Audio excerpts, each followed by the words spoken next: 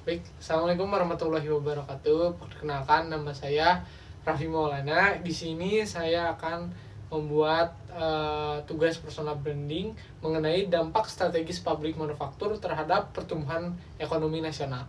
Jadi saya itu sangat tertarik tentang pabrik-pabrik manufaktur. Jadi saya di sini akan membahas terkait topik ini.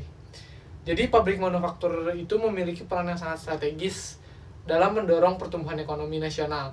Sektor ini tidak hanya berfungsi sebagai tempat produksi barang, akan tetapi juga menjadi tulang punggung industrial dan pergerak utama aktivitas ekonomi suatu negara. Dalam konteks makroekonomi, industri manufaktur merupakan salah satu penyumbang terbesar terhadap produk domestik bruto atau PDB nasional.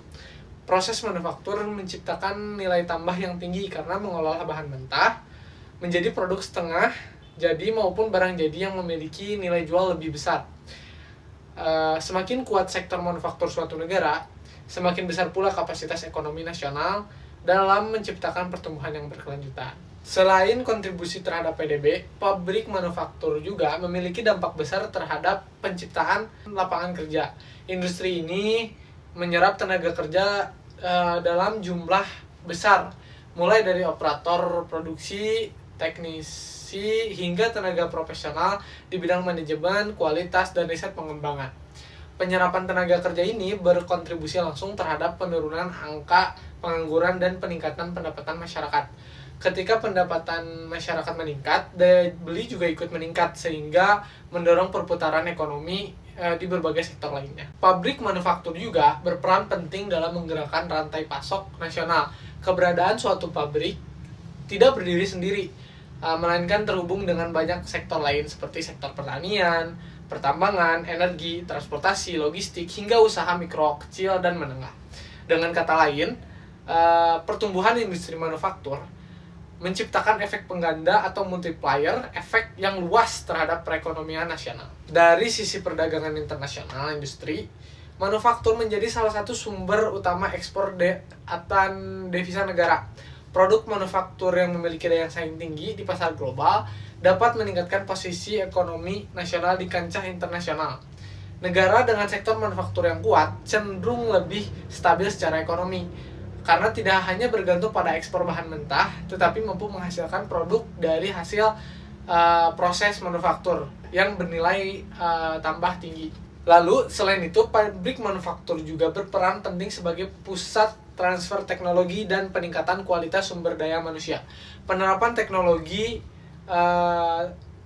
produksi, otomatisasi, digitalisasi, serta standar kualitas internasional mendorong tenaga kerja untuk terus meningkat keterampilan dan kompetensinya.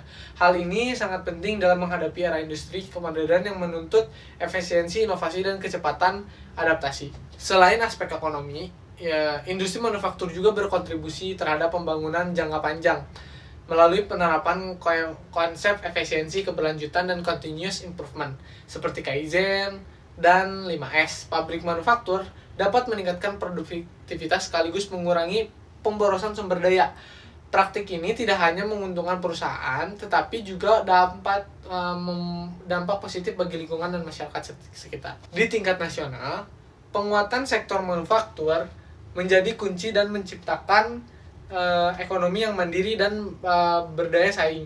Negara yang memiliki basis manufaktur yang kuat dan akan lebih tahan lama terhadap guncangan ekonomi global karena memiliki struktur industri yang seimbang dan terintegrasi. Oleh karena itu, dapat disimpulkan bahwa pabrik manufaktur memiliki dampak yang sangat besar terhadap pertumbuhan ekonomi nasional, mulai dari peningkatan PDB, penciptaan lapangan kerja, penguatan rantai pasok, peningkatan ekspor, impor, peningkatan ekspor, hingga pengembangan sumber daya manusia. Dengan dukungan kebijakan yang tepat, inovasi berkelanjutan, serta keterlibatan generasi muda, sektor manufaktur dapat menjadi motor utama membangun ekonomi yang inklusif dan berkelanjutan. Mungkin sekian presentasi dan yang bisa saya sampaikan. Terima kasih, mohon maaf jika ada kekurangan.